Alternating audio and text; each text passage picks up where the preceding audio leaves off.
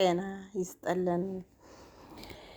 የ5 ሚሊዮን ብር BYD መኪና ለሁለገቡ ከያኒ ጌትነት እንየው ተሸለመ። በ68 ዓመቱ ልደት በዓልና የ43 ዓመታት የሙያ አገልግሎት ምስጋና መርሃ ግብር ሁለገቡ ከያኒ ጌትነት እንየው በኢትዮጵያ ብሔራዊ ቲያትር ተከበረ። ተስፋ ኪነጥበብ ኢንተርፕራይዝ ባዘጋጀውና በርካታ የጥበብ ቤተሰቦች በተገኙበት ልዩ ምስጋና መርሃ ግብር ላይ አቢሲኒያ ባንክ ለከያኒ ጌትነት እንየው 5 ሚሊዮን ብር ስጦታ አበርክቶለታል። ከዚህም በተጨማሪ ሌላኛው ተቋም ሀበሻ ቢራ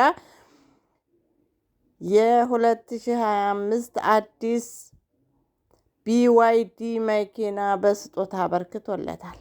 ለ43 ዓመታት የሰራበት የኢትዮጵያ ብሔራዊ ቲያትር ካባ ያለበሰው ሲሆን አቢሲኒያ ባንክ በቅርቡ በባህር ዳር ከተማ የሚከፍተውን ቅርንጫፍ ባንክ በጌትነት እንየው ስም መሰየሙን ይፋ አድርጓል።